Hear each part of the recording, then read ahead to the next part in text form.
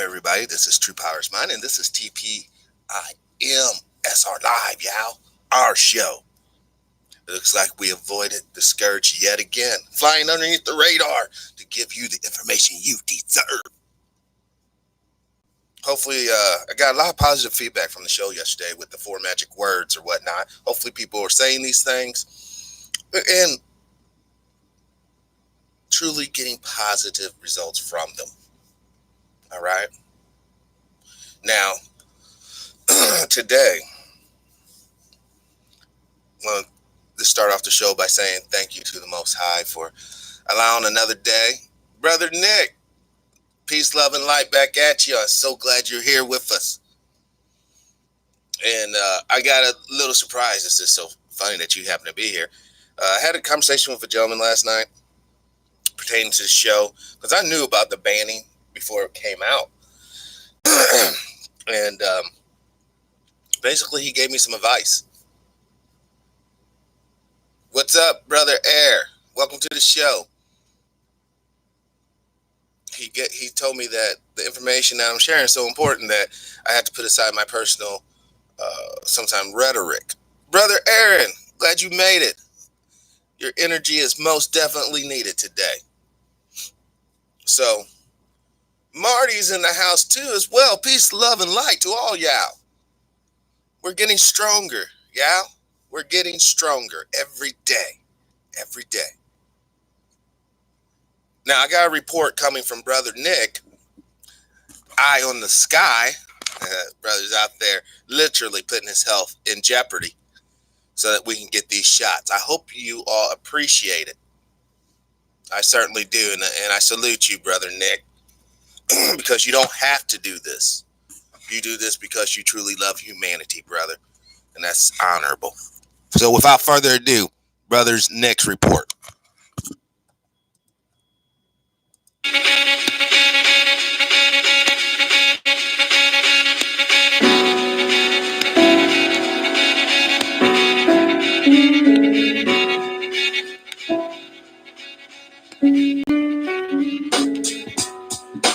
Damn it. Hold on, y'all. I'm sorry, y'all. Hold on 1 second. I got to go in here and manually turn down the brightness on my machine, or else you guys won't get the full effect, because he did too much work just to be half-stepping. Select dark. It's funny. We got to make it dark so we can see. The darker it is, the clearer you can see. All right, now, what's up? Wait. How come that's not in there?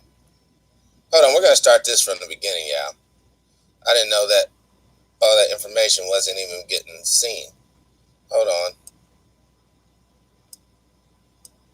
Oh, I can't. Uh-oh. Yeah, it's okay. I'm going to try to adjust it manually.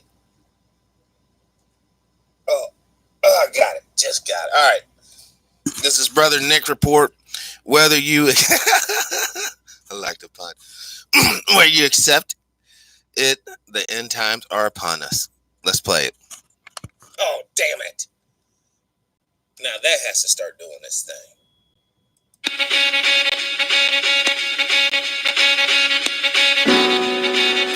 It's like a 50 jazz vibe. I kind of like this instrumental.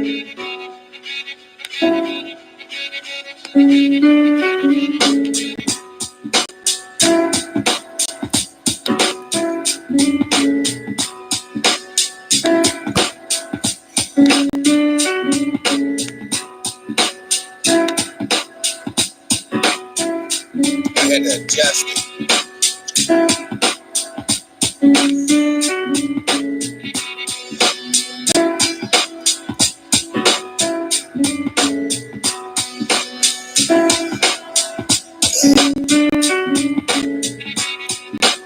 Oh, I like this. I'll just, hold on. It's like you can almost just flow to this beat. Ships up in the sky, flying high, and they try to cloak it wide. They want you to not be tripping. Start asking them questions. Why we spend so much cheese on, send it to the sky, please. We need food down here.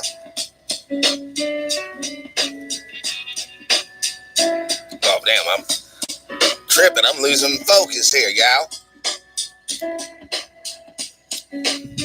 Brother Derek, welcome to the show. Glad you got up and made it in here. Thank you, Most High.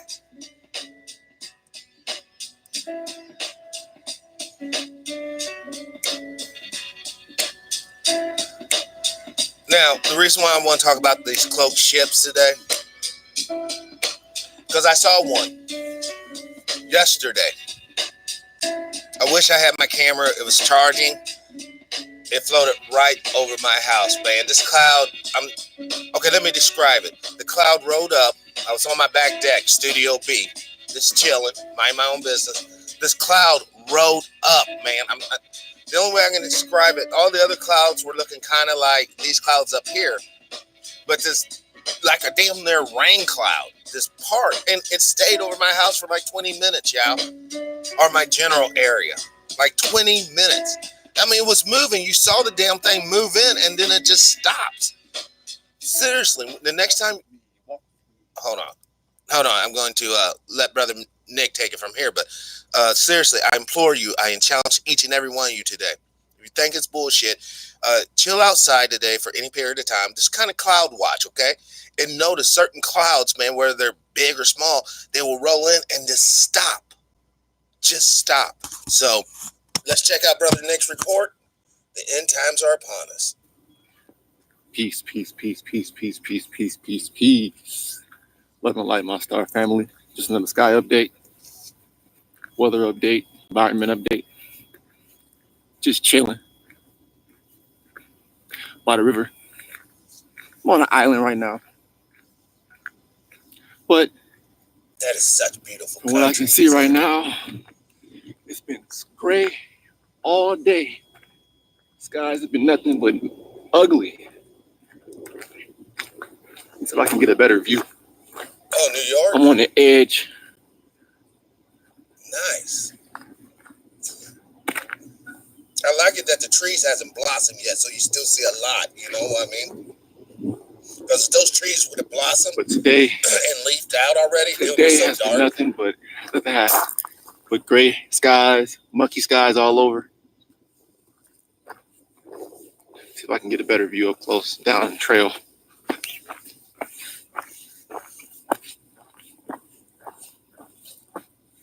Pretty much. So far, this is like, I think this is like the east side of the island. But you see all of this nasty chemtrail up here. I actually happened to get pictures of the Silver Surfer again. So far, the temperature is like, I think a good 63, 64. It's pretty warm out here for this kind of day. The sun hasn't even been out. Like I had not had a glimpse of the sun. Here we go. A plane. Don't know if it's spraying. Let me get a better view of it. Behind the cloud. It's not spraying at all. Look how close it is. Yeah, it is. It's slow. Very close. Say my whole journey just to get out here has been crazy. All the weather that y'all experiencing throughout the Midwest. Yep. And like even back west is I saw what they were doing. They were up there spraying the damn sky. It makes no sense. No, it makes sense if you want to kill us, brother. It makes no sense. You continue on spraying and spraying. And we pay for it too. Our money goes to pay for those chemicals. We don't even trip on that. Environment's nice. It's cool. Stage it and spray it. You know.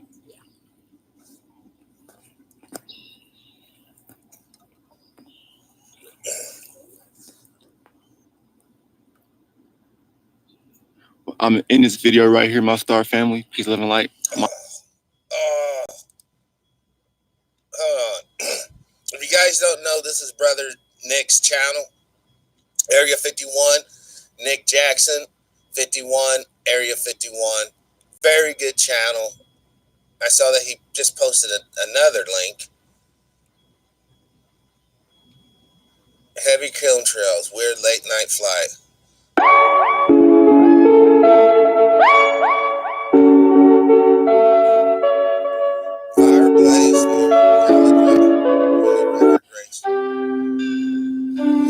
Righteous on the beat. Welcome to the show, Roxanne. I'm glad you could make it. Welcome to the show, Sister Hunt. Glad you woke up and got up in here. Thank the Most High.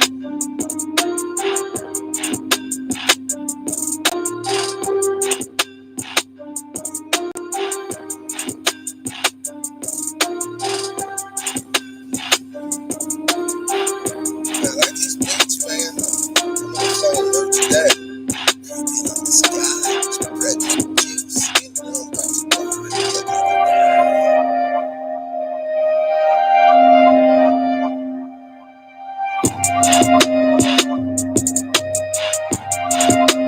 Damn, man, I can't believe this camera pic. I know it's really dark. You guys probably not seeing all the details, but you can see some of the bands even at night. I know that beat is tight as heck. Brother Chris, welcome to the show. Yeah, we gotta eat. We gotta plant them seeds, y'all. My stuff's already in the ground, man. It's growing good.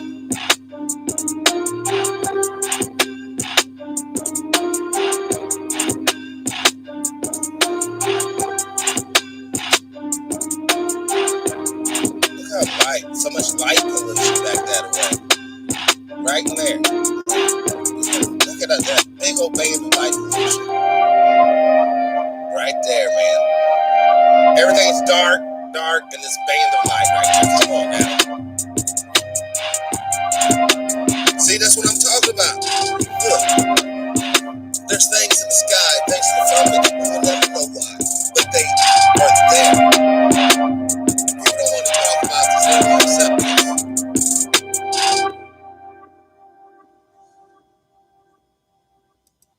You know, as long as we stay fixated on these bogus ass kings and queens and empires down here on earth, on this ground level, hey, they're framing up some houses. That looks like that's just wrapped in Tyvek. But anyhow,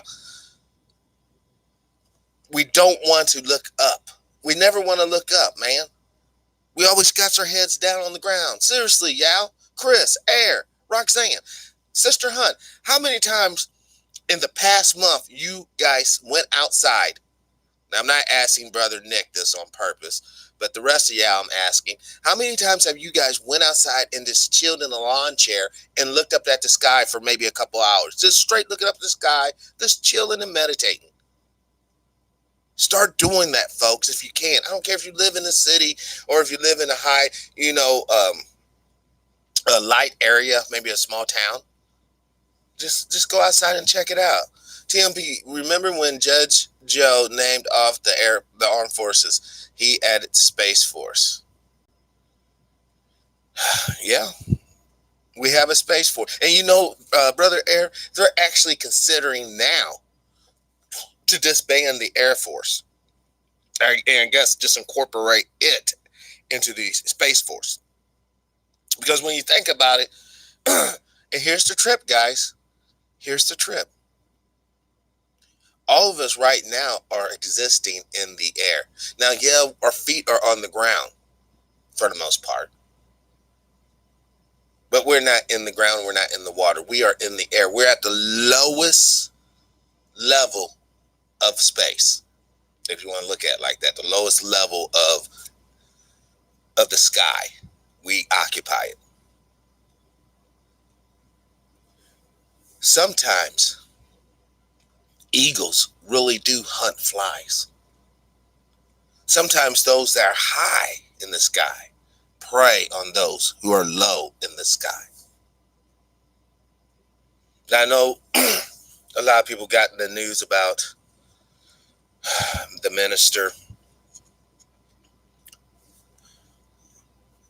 being taken off platforms. Farrakhan.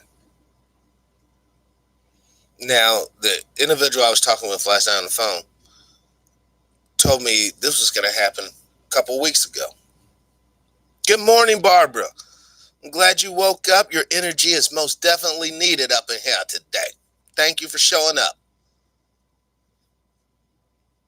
Why is because, Roxanne, we're getting to that point to where the internet is about to be turned just into a clown show.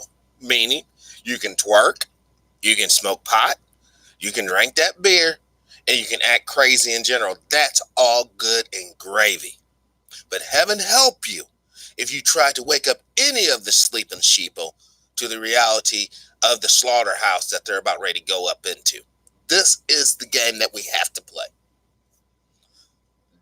Don't just look up, get with the Stop the Crime Net and join the folks trying to do something about it. Stop the Crime Net, folks. Check it out, y'all. Stop the Crime Net. Hold on, let me open that up so we can see what we're dealing with here. All right. This is Stop the... Oh, right here. Hold on. Silence in the face of evil is itself evil. God will not hold us guiltless. Not to speak it to the... Wait. Not to speak is to speak. Not to act is to act. Wow. Let's go to the original homepage. This is Stop the Crime. Yeah. I deleted my Facebook account. Good, Barbara. You don't need them listening to you and watching your every move, sister. I watch it also, and they think they fight against advanced technology. We fight against our own technology. This is what I'm talking about. Now, listen, guys. I know a lot of people are like, True Power, why are you always talking about crime and blah, blah, blah, and all this? Because, yeah, I want you to live in safe areas. I want my sisters and little ones out there, little brothers and sisters, to be able to walk down the damn street without having to worry about getting beat up or shot or any of that. But see, I'm telling you, folks, the thing's so twisted. You think if you call your local PD, and no, half the time they are in the mix as well. You got to understand our communities in particular, and most communities by design, are targeted for anarchy, targeted for chaos. So then they can put a couple things together, make a couple of cool songs, make money off of that, and then obviously send in cops who are corrupt to be beating up people and stealing drugs and reselling them and things of that nature. Hold on. I talked to this gentleman's son. I haven't gotten to talk to him, but hold on. Michael Dow, Precinct 75 or 77. Okay. Now, if I can just, why is this all up here like this? Okay. Who made this? This is a trail. Just listen to this trailer real quick. I'll play it. I'll risk it and be demonetized because it's important.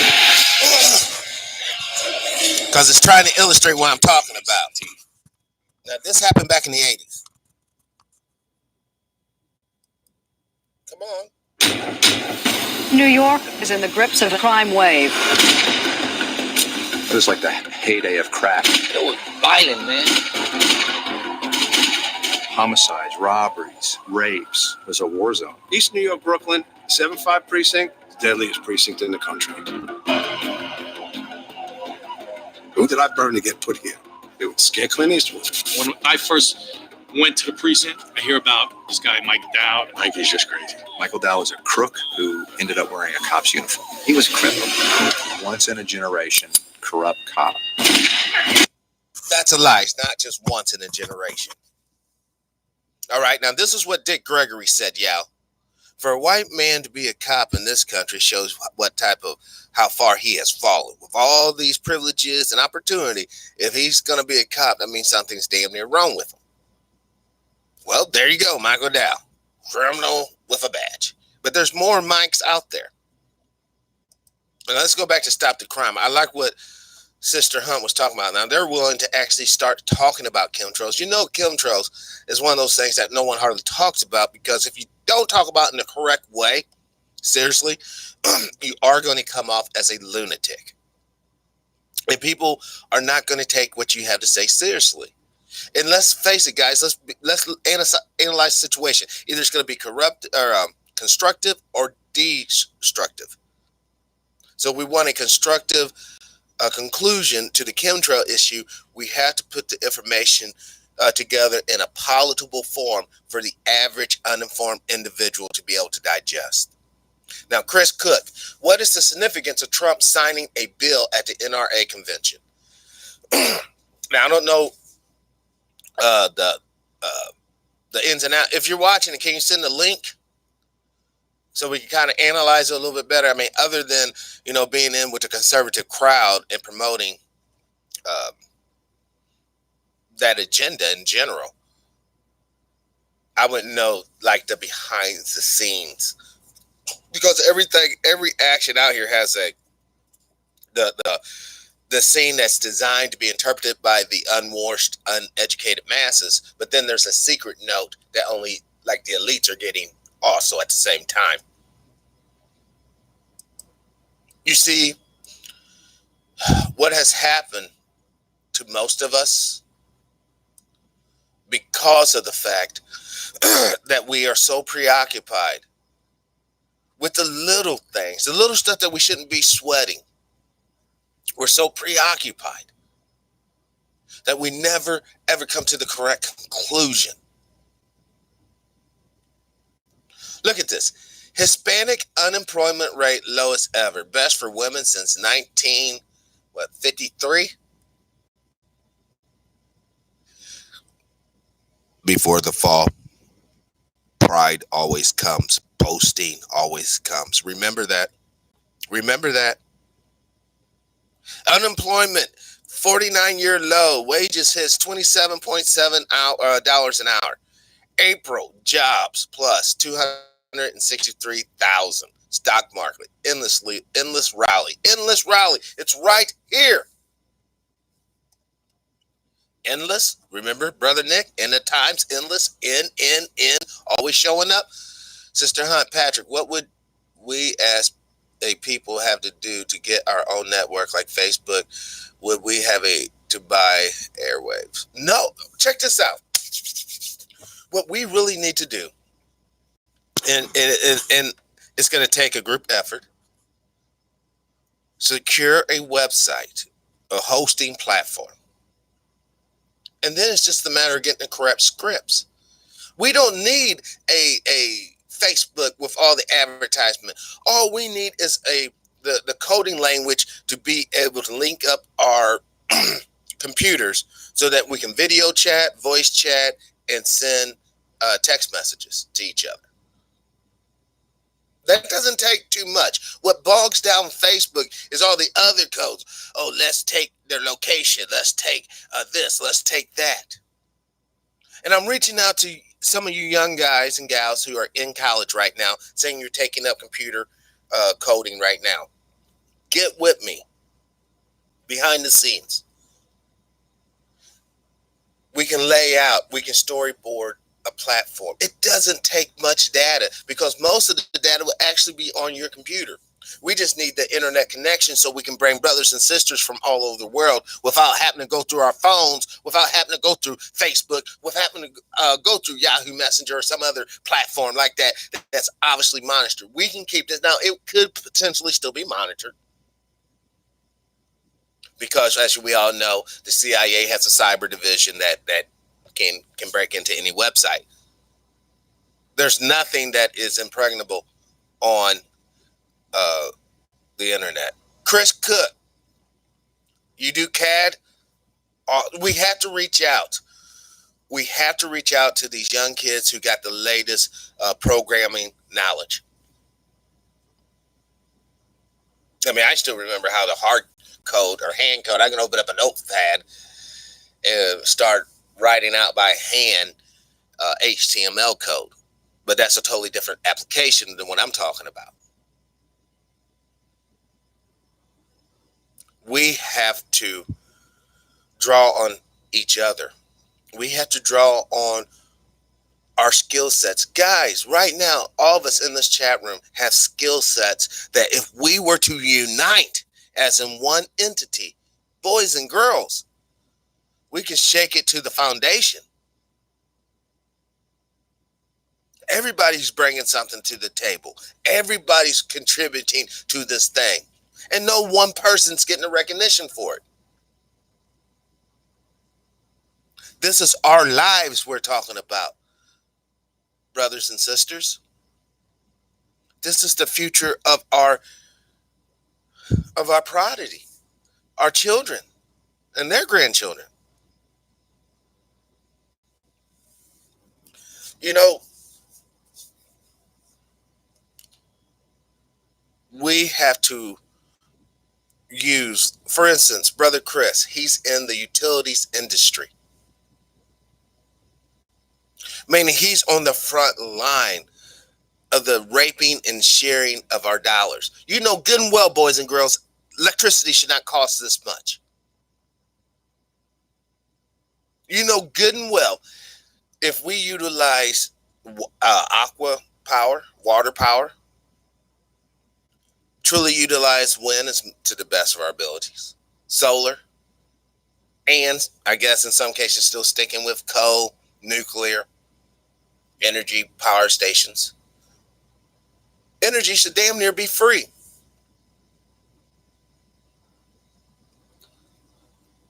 Went to a convention this week at Georgia Tech.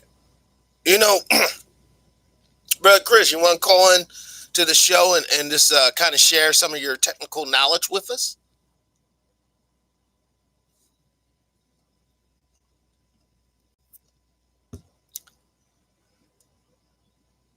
Yes, Brother Nick, we need more hands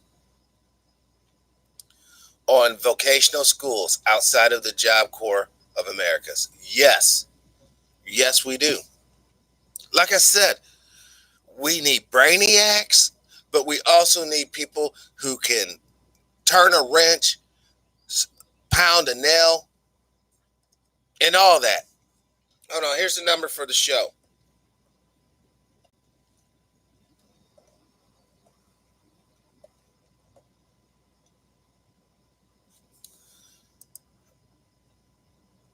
Let me make sure hey, brother, ow, it's in the house.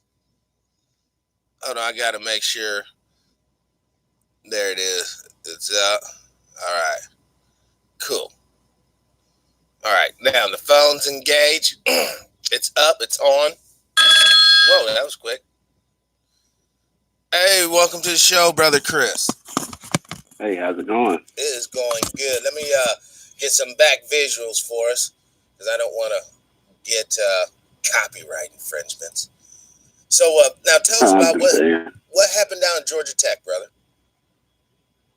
Well, mostly it's the protective relay conference.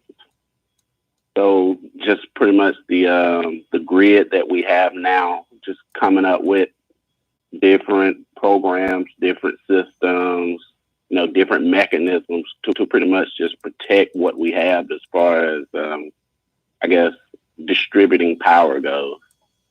But see, so go ahead, continue. I was just about ready to ask a question. Oh well, my scope of it is I work with designs inside of substations. I know people probably drive by them every day and never really pays attention to them, but it's one of those big fenced-in things that people just drive by every day. Yeah, well, I actually work inside of those and do controls and things to open and close the switches. So is that done remotely? It can be remote, but I like to be in-house because, I like face-to-face. I like, chatting with other engineers to try to figure out, the ins and the outs. And, hey, I may have an issue. Could you help me? So being remote, it takes too long to get a response. I like to be face-to-face.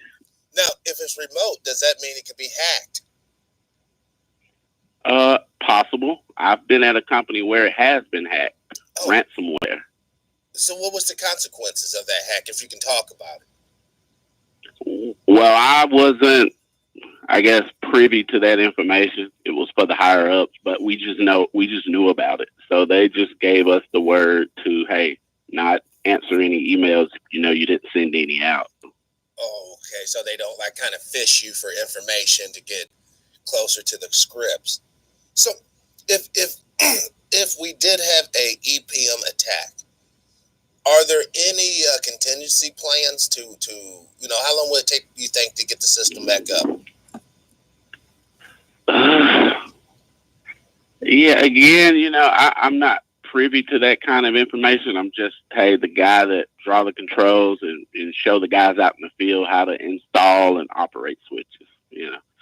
But we do have a division where we sold ballistic to certain companies in case people wanted to shoot at stuff and throw rocks at stuff. We have ballistic walls that we can install to protect the switches.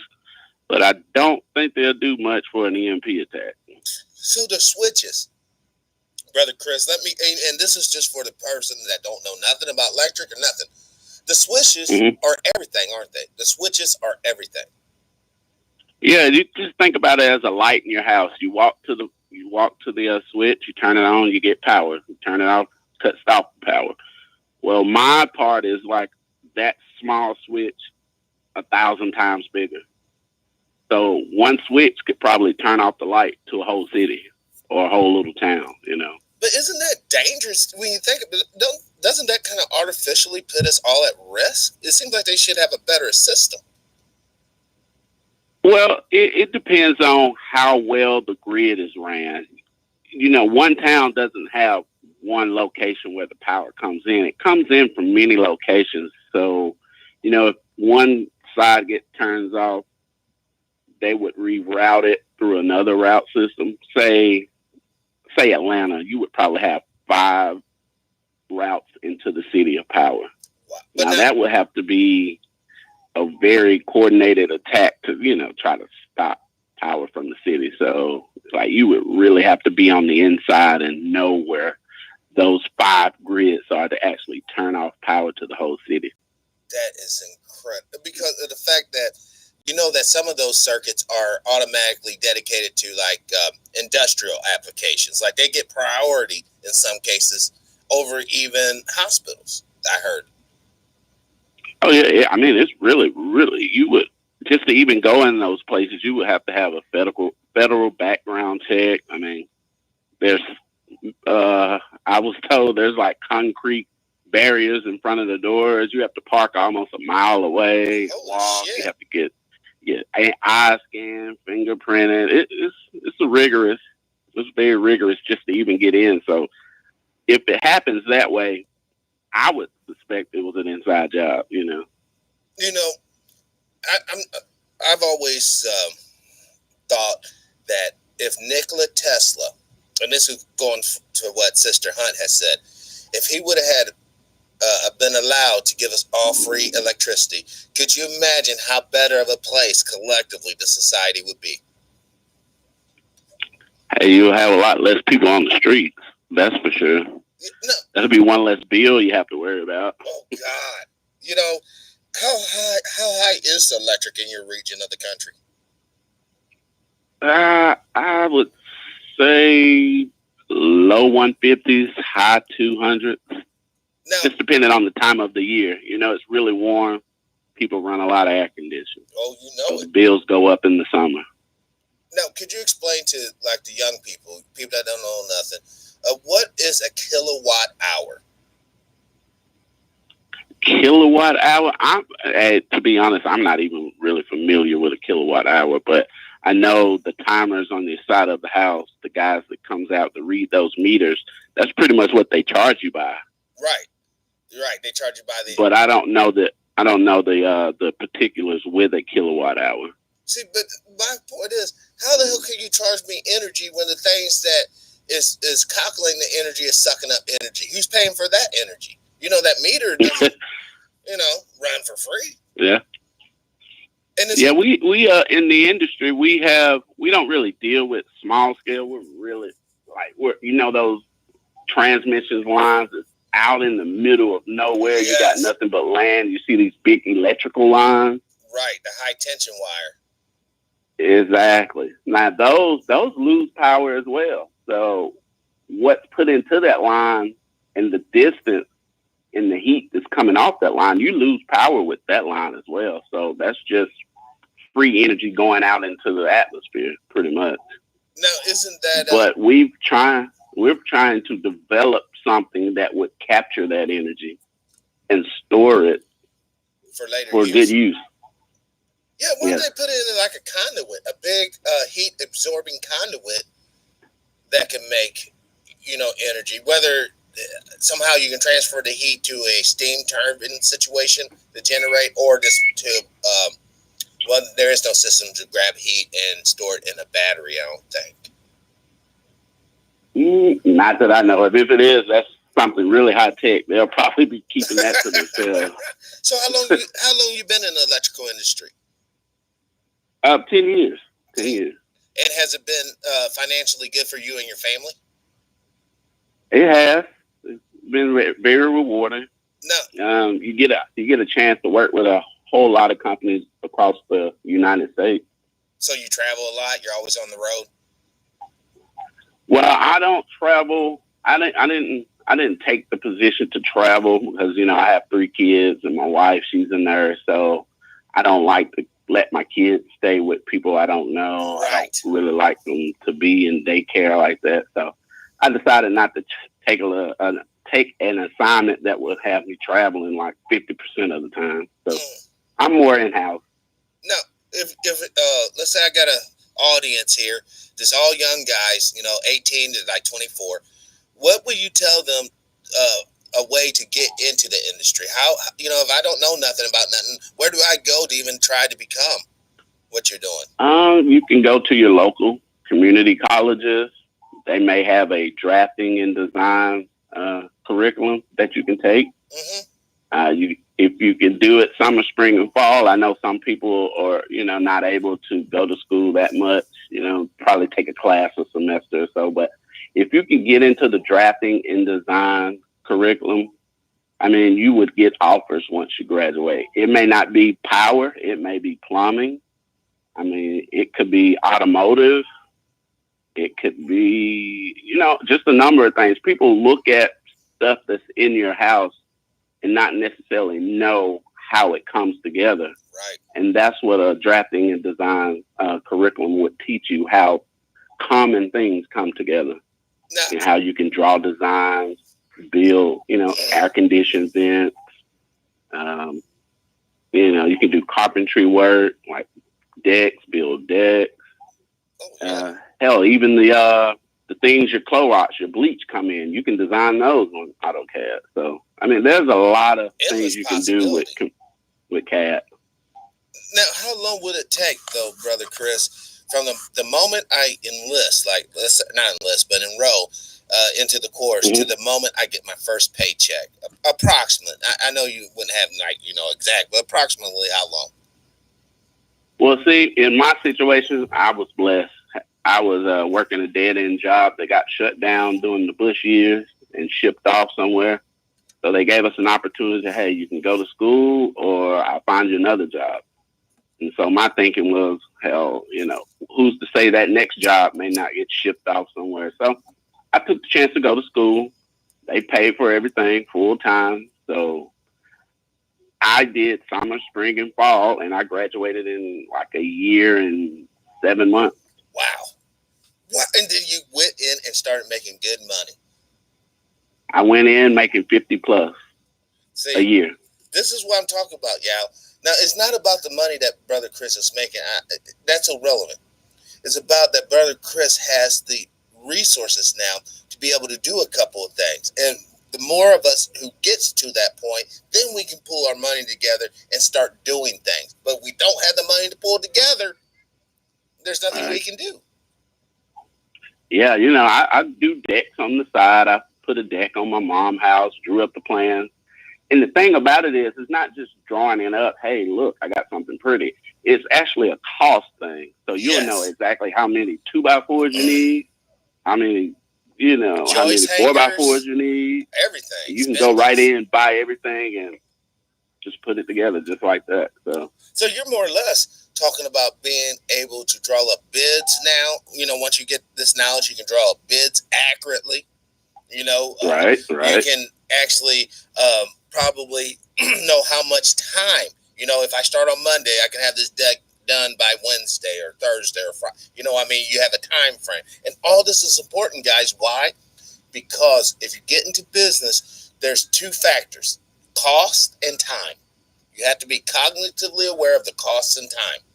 And once you master they say time is money. It is money. Absolutely. That's why it's so valuable, and that's why I'm so thankful for you listeners and people who participate in the show, because, Chris, you could be doing anything you wanted to do right now. You could be driving and getting yourself a couple of cheeseburgers and a shake. You could be chatting with your children or wife, if they were around.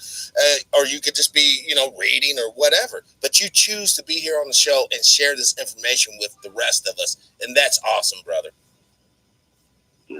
Thank you. You never know. There could be a young woman or man out there that hears what we're talking about, and they're like, you know what? Brother Chris can do it. I can do it too. And we just help someone become economically viable. And yeah, that's what I tell my friends all the time. I'm like, look, if I did it, I know you can do it, and they say, man, you got the brain for that. Okay. Understood, but you can go for something else. You don't have to do exactly what I did. Yes. Just take your template. Just take the template of what you did and kind of mold it to what you need to do as a person. Right. Right. And because, I used to like to draw a lot. So when they said go to school, I knew exactly what I was going to do. What did you draw? Well, I'm an artist. I love to draw. I draw in my mind like a surrealistic style. But what did you draw? Uh-huh. What do you like to draw?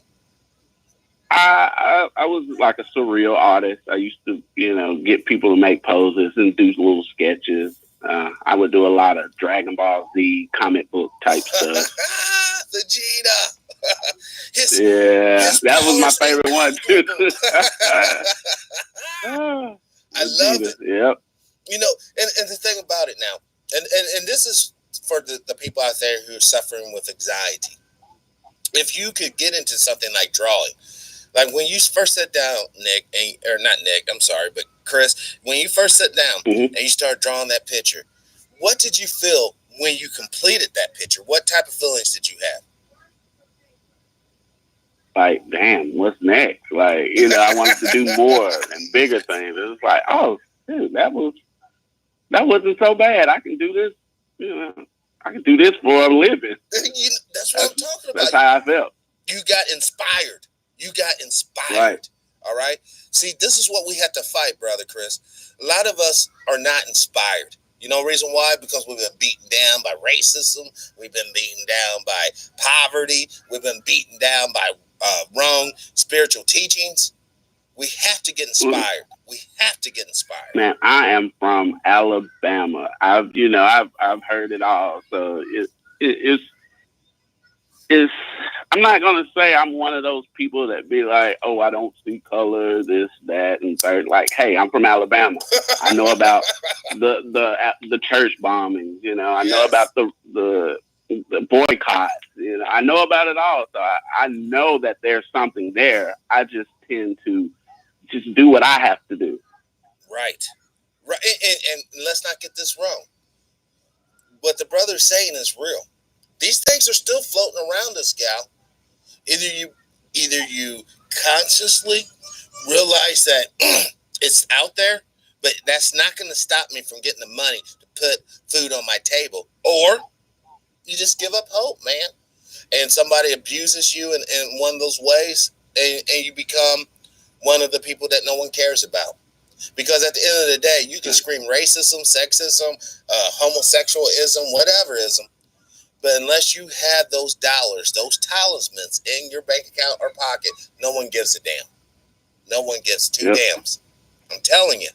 So let's stop with the bitching and complaining and moaning, and let's get with the tactics and being strategic in our movements, and not to hurt people or harm. I would never say hurt and harm other human beings, because I would always tell you, in the end, the real end, not the one that's coming now, but the real end, we're going to need every human being on board.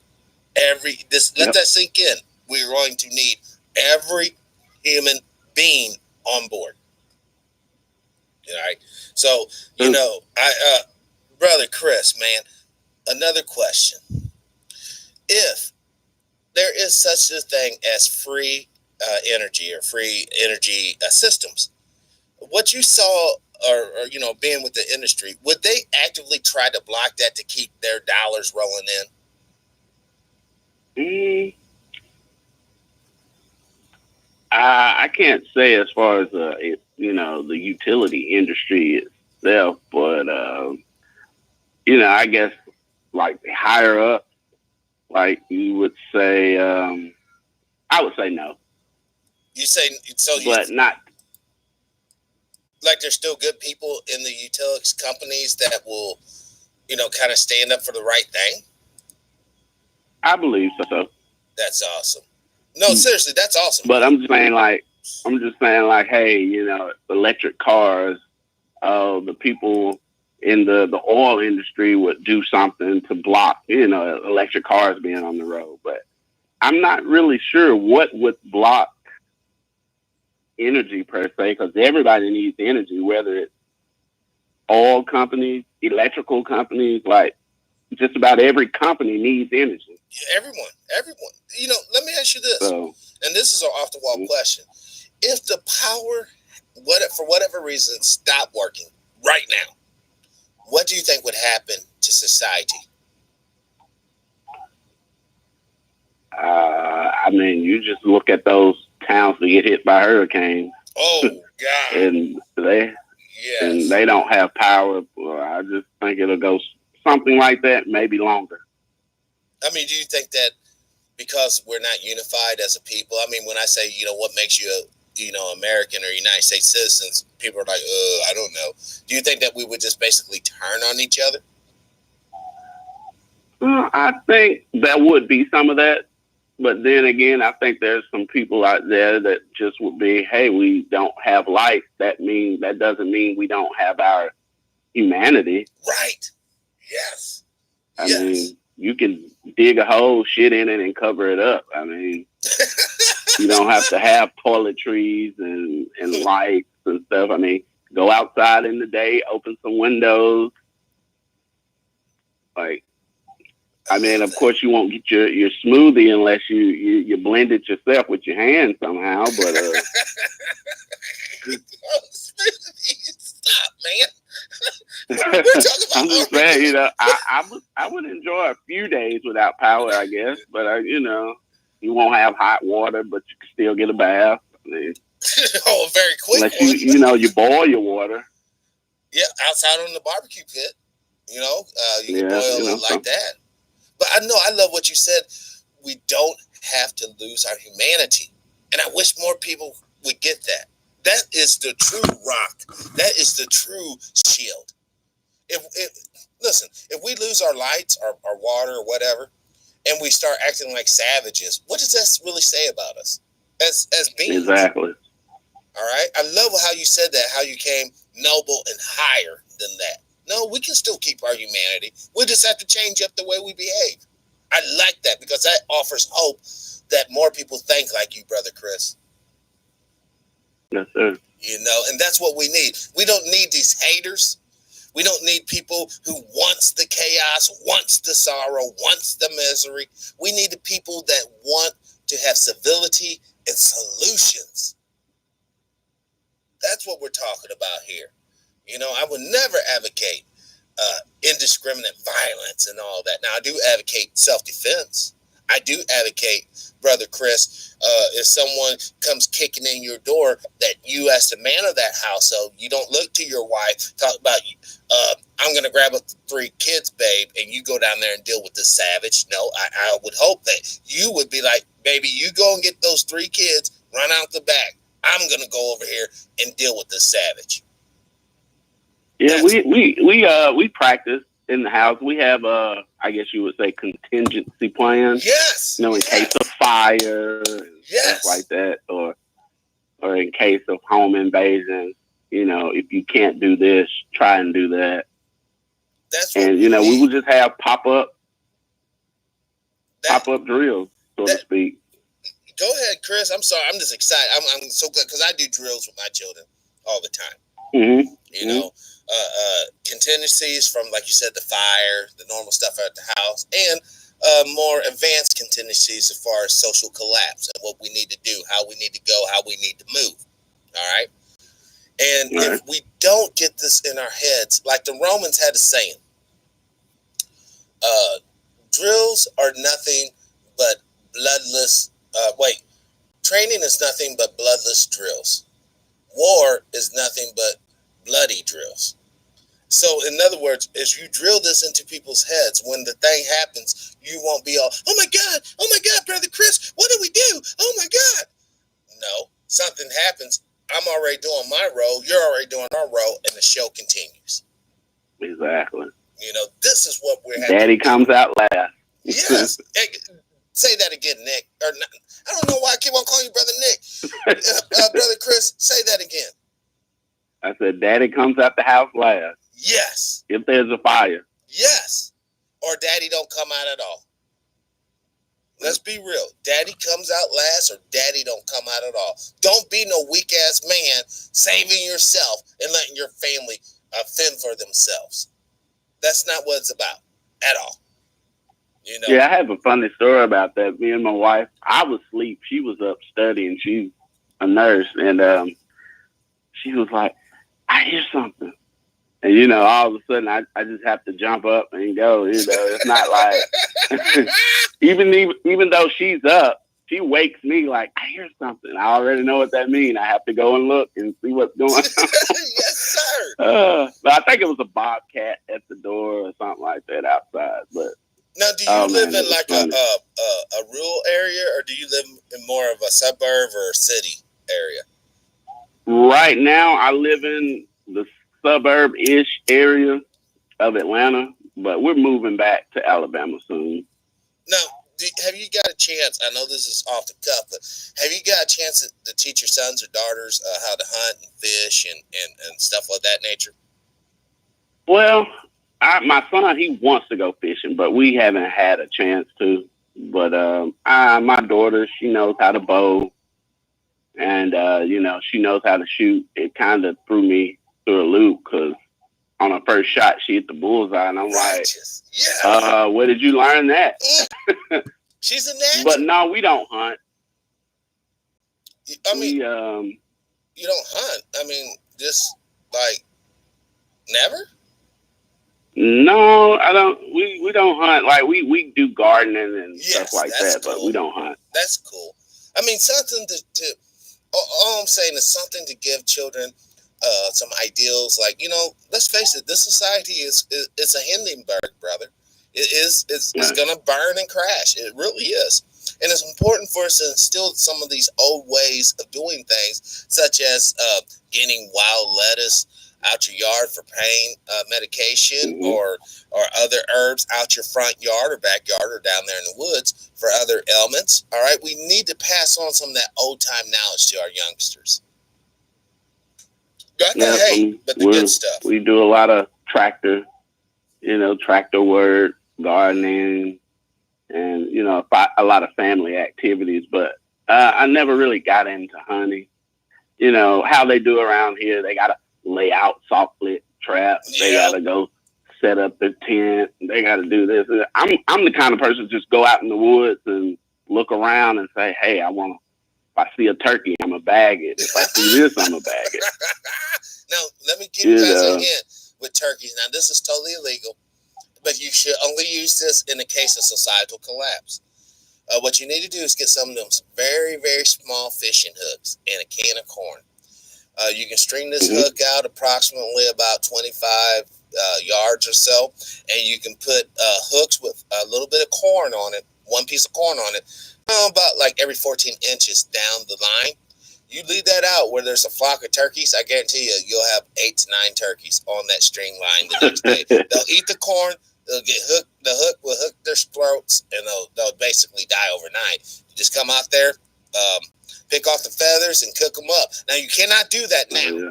If you was to do that now, that'd be totally illegal, and you could possibly go to jail. But, you know, I'm putting this out here to give you ideals, because when the collapse happens, you're going to have creative solutions to feed yourselves. Yep. My wife, she showed me a post that said, if you're street smart and book smart, you'll find a way to survive. Right. And not only It's that, like, baby, you're a survivor. you are a human being. This is your homeland, Chris. This planet we are on is your homeland. This has been designed specifically for you and your family to thrive on. The only people stopping that is what I commonly refer to as gatekeepers. They keep you from the resources you need. Real quick. Yeah, I mean, you got to buy a license, and I'm like, fishing license. Why can't I just go out and with a reel? I bought a reel. I got to buy a license to operate my reel to get a fish. This is weird. So. That really makes you think, Brother Chris. You teach a man the fish he'll eat for a lifetime. You give him a man a fish he'll eat for a day. That type of nonsense, because we add in the bills or the licenses and all that, that is just to keep the poor people out of the game. That's all that is. That's just to keep the really poor people out of the. Now, most people can, your fishing license down there, $12 or so. It shouldn't be that much, and you should be able to go to Walmart or maybe Ace Hardware or any store outlets like that to purchase them. And I do say get the fishing license so you don't have to deal with the BS. Yeah, one of those forest guys catch you out there. You wish you had the license. Oh, you will. We're talking about like a $300 fine for fishing without a license. It's not that cheap, in other words. All right? And the thing about it is, though, when you was growing up, Chris, did your dad or uncles or anyone take you hunting or fishing? No, we went fishing. I was kind of raised on a farm. We would have pigs and cows and chickens and stuff like that. So, well, that's awesome, brother. I mean, I'm just more country leaning, I guess, or whatever. But I think that's awesome. I know you probably, this is shit, dude. I want to go to the city and kick it and have fun. But, all that is in its time, man. There are some good attributes about country living that a lot of us, as melanated people, we look down on it because it kind of reminds us of slavery. But that's only because our perception's messed up. There's nothing wrong with being a humble, working human being. There's nothing wrong with going out there and getting your hands dirty, getting those boots dirty, and making a go out of nothing. There's nothing wrong with that, and no one should look down on that. I was gonna say, hey, if you bag the deer, I can definitely cut him up for you, though. Get them back straps I've out. seen deer strung up on trees, pigs strung up on trees. Just gut him and clean him up. I can clean fish. I can do all of that. I just didn't do the hard stuff, I guess, as far as catching it. Oh, well, yeah. But you can catch it a couple of ways. You can trick it and snare it or trap it, or you can shoot it with a bow or gun or spear, possibly. Right. You know what I mean? But the thing is, it's not the destruction of the animal. That's the key here. Is what you're doing with what you harvest off the land. Now, if you're just sitting there killing this buck for the horns, Brother Chris, I'm not cool with that. But if you're sitting there harvesting that buck or harvesting that doe to feed those 3 babies and your wife and yourself, I'm totally cool with that. I'm totally cool. Well, hey, you seems like you got to be careful with that deer meat now, because they're talking about zombie deer disease and all kinds of other stuff. I don't know if that's just No, that's real. It's real. That's not fake. It's totally real. They say that it doesn't cross over to humans, but I wouldn't eat no contaminated meat like that. No, sir. Yeah, I mean, but how would you know, Well, once it's processed, you would not know. You would not know. But when you harvest it or and this is what's so bad about this now, when you harvest that deer or hunt it, kill it, if you don't process that deer yourself, what Brother Chris is talking about is so true. You don't know whose meat you're getting and where it came from. That's why it's important to know how to harvest that deer, cut it up, and process it yourself and put it in the freezer yourself. Now, you can send off a portion to a good friend to maybe make some sausage or whatever, or you can make the sausage yourself. I'm all about that. Basically, independence. I'm all about people thriving. I don't want to see humans suffer. I think we had enough suffering to last an eternity already. And a lot of our poor people out here, our homeless folks out here, not realizing they can, if you're out there on the streets, y'all, and you're walking down the streets, and hopefully they haven't sprayed herbicides, and you see a dandelion, eat that dandelion. It will give you nourishment. Truly. If you're in the city and you happen to see mulberry tree, go in there and climb up in there and pick some of those mulberries and get your little belly full.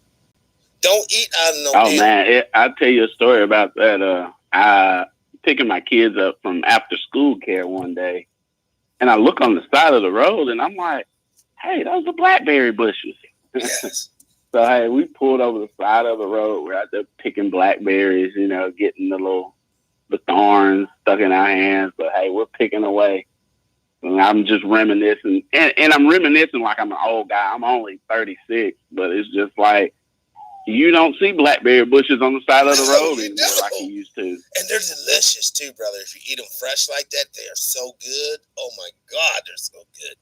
And this is what I'm saying. It's like, Brother Chris, we have been marketed like somebody with some strange marketing, like black people shouldn't eat off the land. Black people need to go to the supermarket and get that shit in a plastic styrofoam box. That's the only thing good to eat. And that's bullshit. That's bullshit. We are great. We can take, man, I went to the sister's house years ago, and her daddy had sent her some quail. All right. Man, she hooked that quail up so good, you wouldn't even known that it was game meat. All right. So a lot of people, they eat that game meat for the first time. Or if you go down south, you have people down south and they actually killed a hog that day. And they had that 50-gallon bucket up underneath it. Like Brother Chris was saying, when they gut it, all those guts go down that bucket or that big old drum and they burn that off, but then they cut up the rest of that hog. You eat some of that bacon and some of those pork chops from those hogs there, it won't taste like that stuff coming out of that supermarket you're used to. Not at all. All right. It'll be rich. You'll be like, what's this? What? This ain't hog. No, that's hog. You've been eating fake hog all these years. This here's real hog. All right. And I'm just using a hog in that, I know some of my Muslim brothers and sisters are like, oh, I don't fuck with pork. Well, the same thing's true with chicken. You go down south there and you eat one of those brown eggs that's not white. It's actually been fertilized. Boy, you crack that thing. Oh, yeah. Yep. Oh, it's so rich. It's so rich and so delicious. All right. Yeah, my grandmother likes to bake with them. She likes to makes her cakes richer. So yes, she bakes with the brown eggs. It does. Your grandma is true. And it's healthier for you. Look, I'm not saying nothing about our modern food situation, okay? Because we all know, Brother Chris, that we have to have some automation or else there's not enough food to go around. We'll have people literally starving. All I'm saying is that when you sit here and you're only eating this processed, man-made crap, and you're looking down on people eating good, traditional food, that's your loss. That's your loss is all I'm saying, because there's nothing wrong with being self-sufficient. There's nothing wrong with living off the land. And there's certainly nothing wrong with harvesting your own meat and processing it yourself. You don't have all the sodium nitrates in there and all that. Nope, not at all. And I see one of your listeners talking about crab apples. My wife's grandmother, she knows I like crab apples soaked in vinegar. Ooh. So every time we see her, she has a jar for me. I just want to bring that one up. That's funny. If society was to collapse right down, all right, Brother Chris, what would be your plan to carry on? I mean, right now, everything just goes to shit. Well, I hope it goes. Well, I'm not saying I hope it goes, but when and if it goes, I hope I'm where I want to be, which is in Alabama with my family. And, we have, just hope you have stored food, pretty much. Wow. Stored food and stored water. You know what? A listener, Air Teeth, just said, make a video about jerky. You know what? I will go to one of my brother's house here in a few weeks or month or whenever I can catch him, and we'll go through it from harvesting to plate, every step of it, and show you everything and what, because I want, more importantly, Chris, to share this information, because we don't know exactly who's listening. We don't know who's hearing this message and how it's affecting them. Mm-hmm. And that's why I tried to bring on, people who are willing and sincerely, like you today, sincerely willing to share your information with us, because we have to stop being stingy with the knowledge. We have to share with each other, and we have to support and unify with one another and get the message out there. Like what I do with Brother Nick. This man is literally putting his life out there on the line, up underneath these clouds of chemicals to show us what's going on out here. And I would be remiss not to show him support. You know, do you know anything about 5G by chance, though, Brother Chris? I've heard a lot about it, but I don't know much about it. Now, have you heard anything? Hey, man, have you heard anything about it? About like kind of insider, maybe gossip. No, not really. Besides, hey, my phone's gonna be faster or something like that. But no, I've heard the usual stuff. I guess everybody else hears about it. It's a military weapon. It's gonna fry your insides, so on and so forth. But yeah, I don't know much about it. But now let's be honest, though, it will fry your insides. I mean, as we know that when you kick on that microwave in your home, that energy is being transferred rooms away. Now, of course, it's not messing with our natural vibrations of our body, or at least they say. Right. But we, not to be like, well, with that being said, I've worked with engineers, and I've worked with electrical engineers, mechanical and manufacturing engineers. But I was putting something in the microwave one day, and I was standing in front of it, but then I was thinking to myself, let me get back. I don't want all that radiation on my face. I said that out loud, and the electrical engineer was like, no, that's a certain type of wave. It's like, those little holes, those little dots in the screen of the microwave. Right. The waves are so large that they don't pass through those little dots, but the dots are large enough that you can see in to see your food being, cooked properly, I guess. So it was like, don't worry about it. It's not going to transmit to you. But I was just like, okay, if you say so, but I'm still not putting my face right there. What's going to happen, brother, when some little kid figures out they can somehow take off the door and allow the microwave to work? Could you picture making a weapon like that, a microwave weapon where you just point it and just zap fools? I mean, I know the military has something it's called active denial, but I'm talking about like a straight up microwave box pointed at your head. Oh my God, that would be messed up to fill your head heating up. You probably already just described something that they do have. So, I mean, Oh, I hope not. I need to shut up. Stop giving them ideals. Yeah.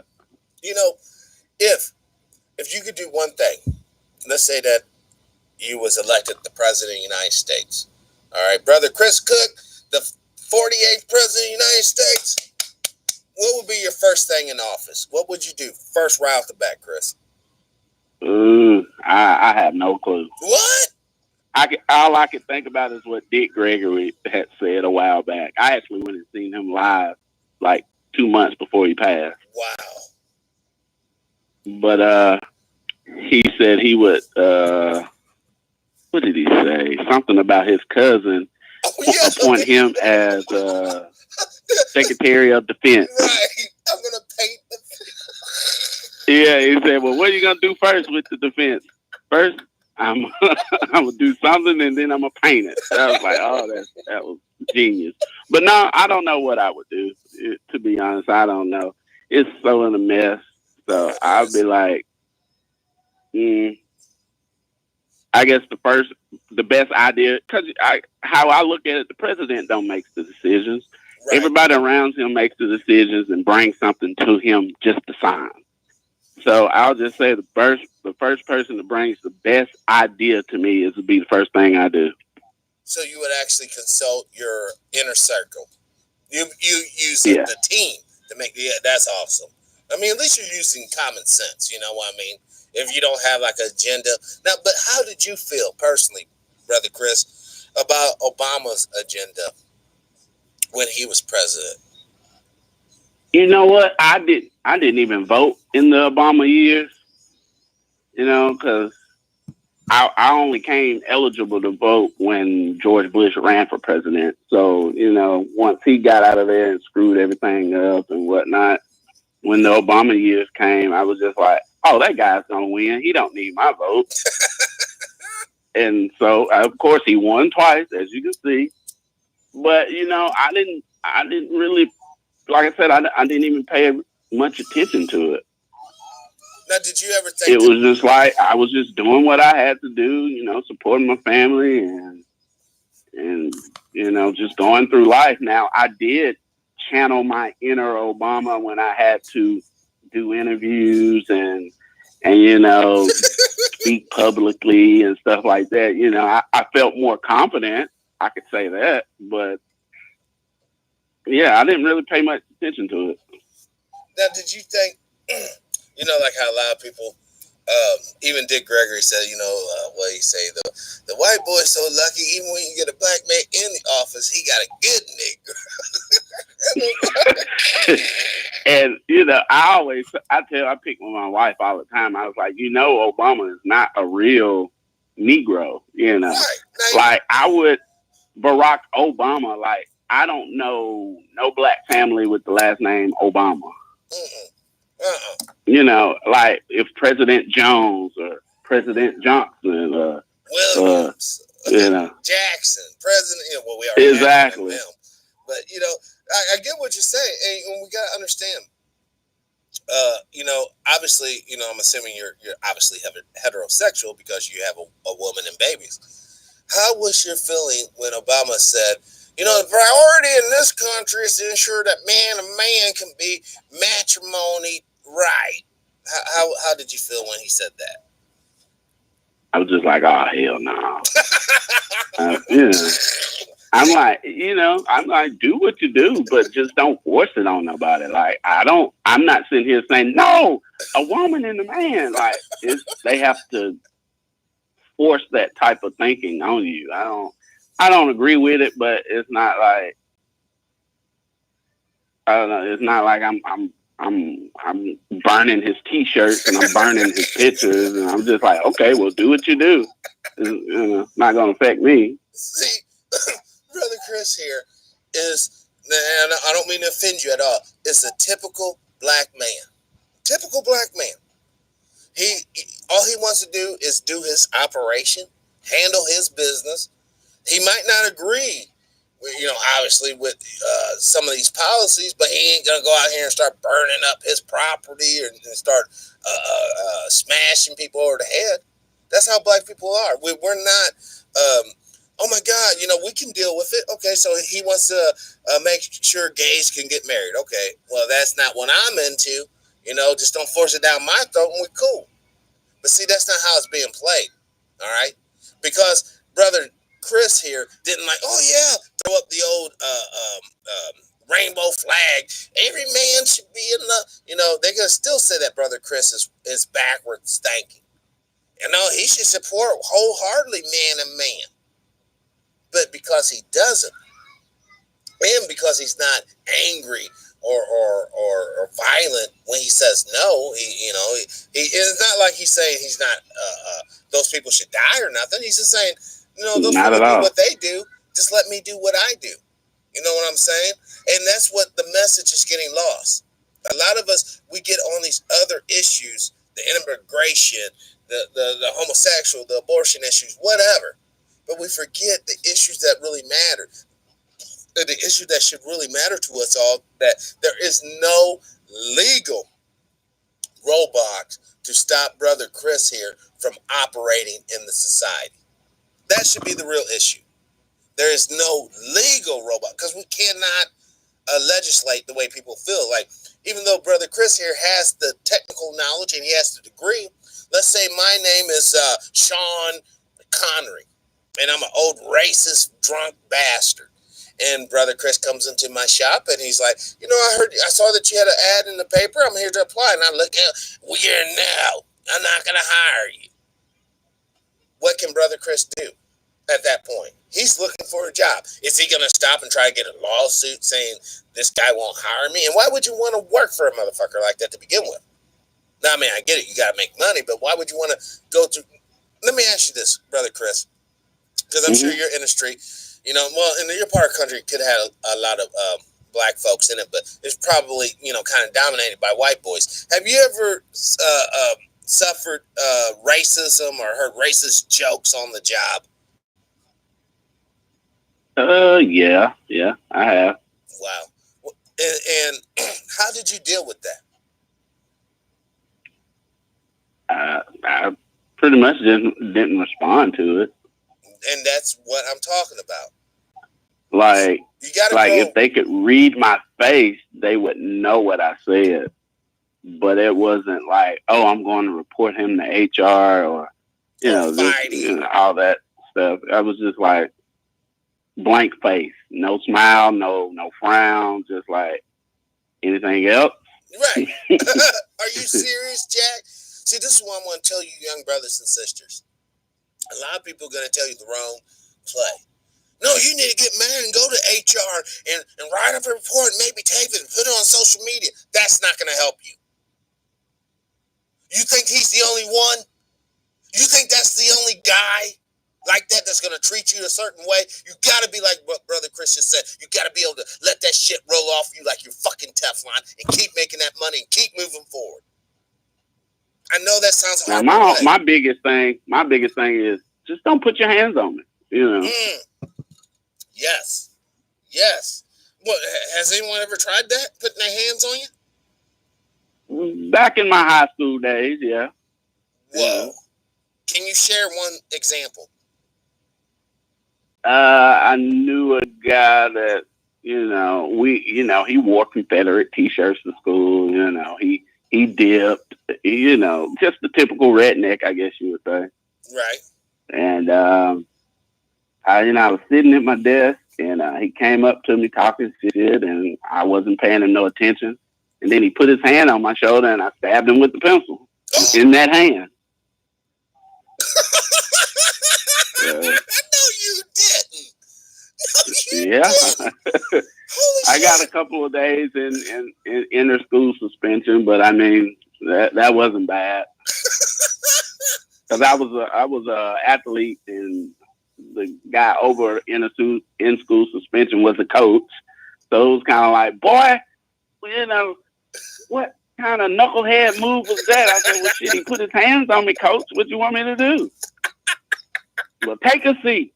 I went and sat down and spent like 3 days in in-school suspension and went back to class. I never had any more problems. Wow. Hey, good morning, Anthony. Welcome to the show. Wow, dude. I'm so glad you didn't get like the cops weren't involved and all that. What did your mom and dad school say? Wasn't like that then. It was getting close to that. Like we would have, I guess you would say, we would have the dogs come up and sniff lockers and all that stuff. But drugs. No, everybody was pretty much take care of their own problems. Wow.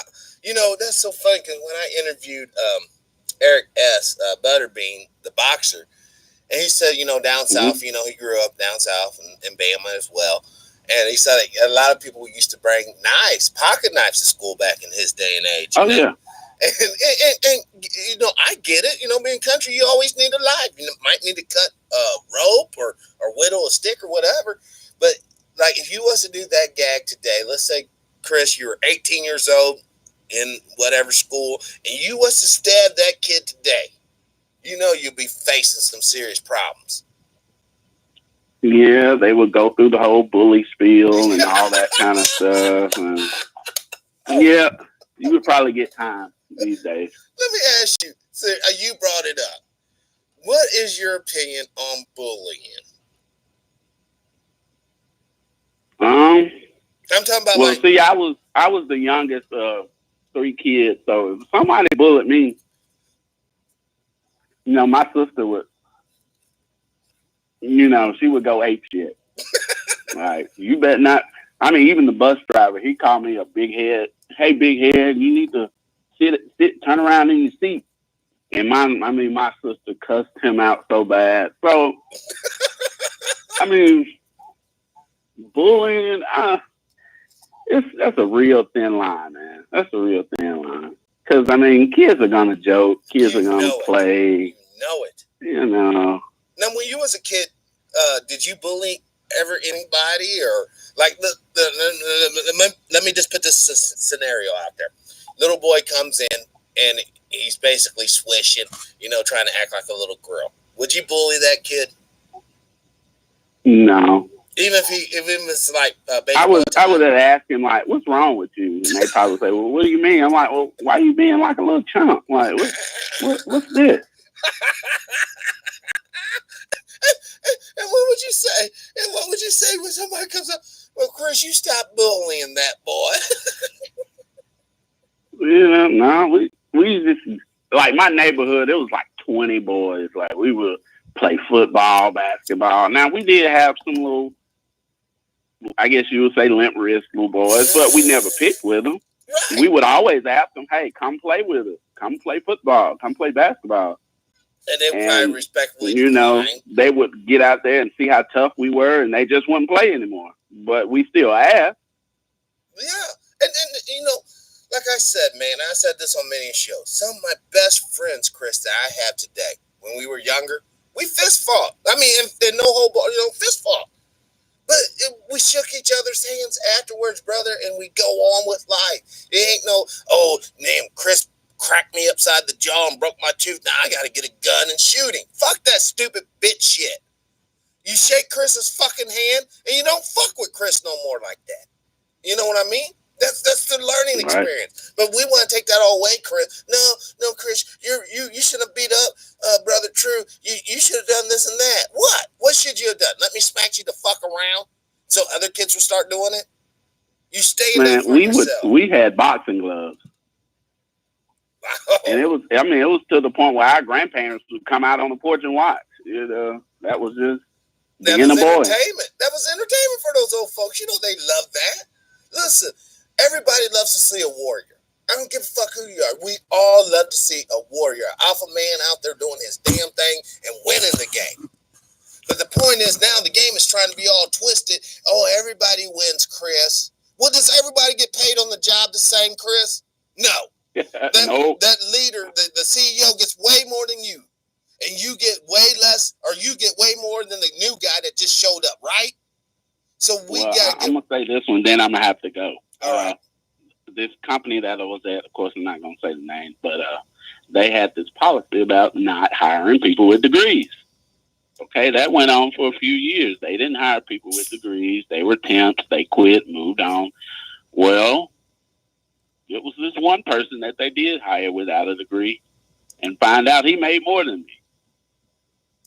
Wow. And, of course, he was a different hue. So I was just like, you know what? I'm out of here. Oh, my God. I do want to share a story kind of similar to that. I was a carpenter. I was working at a trailer sales company, and I was, when the old trailers would come in, I was the guy that go in and fix all the soft spots in the trailer and go on underneath there and fix the underpinning. And there was a position that came up for basically a sales guy, or not a sales guy, but a technician that would go to the person's homes after we set it up, maybe put the last few pieces of siding where they put the double wides together or get underneath there and fix the underpinning. And the boss, who actually knew one of my older brothers, told me, he passed me up over that gig. And I was pissed, He's like, you've been here for a while, you're doing good, but we got to get this to another guy, right? And it didn't really dawn on to me what he was doing until later, way later. He was actually, in many ways, protecting me, you see, because sometimes when you go out into these rural areas as a black man, people ain't going to treat you right. Bottom line, they're just not going to treat you right. And, he knew I was big, I'm hot-headed and all that at that time. I'm not hot-headed now. But that probably would have been a bad scene for me, going way down in, let's say, Ironton, Missouri, having to fix something, small little area down there. And, there's Klan down there and there's other things. And I always thought that he was doing it because I was black and he didn't want me to come up. But sometimes when certain people do things against you like that, or perceives to be against you, they're doing it to try to protect you, you see. And I'm not making excuses for racist behavior. I'm not doing that. But we got to be real with it. If you love this person, do you really want to put them in a position to where they could potentially get killed? You know, I go knocking on that door and greet it with a 12-gauge blast to the head. How does that benefit anybody? And that has happened. You know that. That has happened. Many a black salesmen and or people stranded on the road, knock on the road door, you get your fucking head blown off. Straight up. No joke. And I hope one day we can get past that. We can truly understand that, look, I might not like everything you're about. You might not like everything I'm about. But the reality is we have to work together, Chris. We're in this together, brother. We're in this together. And I'm talking about the whole 9 yards. From pollution to resource distribution and to civil behavior. We're all in this together. And let's just do the right thing. It's not so hard to be righteous, guys. It's not hard. You know, if Brother Chris ever invite me over there to his house, it's not hard for me not to steal his shit. It's not hard for me not to disrespect his home. It's not hard for me not to want to try to covet his people and try to get over on him. That's the point, and that's where I hope we ultimately get to where we can show each other love and prosperity with sincerity, without someone trying to play a game on the next man or woman. That's where I hope we ultimately get. And Chris, I know you got to go, brother. I appreciate you being brave enough to come on the show and share your ideals and some of your life experiences with us, brother. Thank you. And I also made you a mod to the channel. Here, y'all, our newest mod, Chris Cook. Welcome to the team, brother. Thank you. Take it easy, man. All right, man. Peace.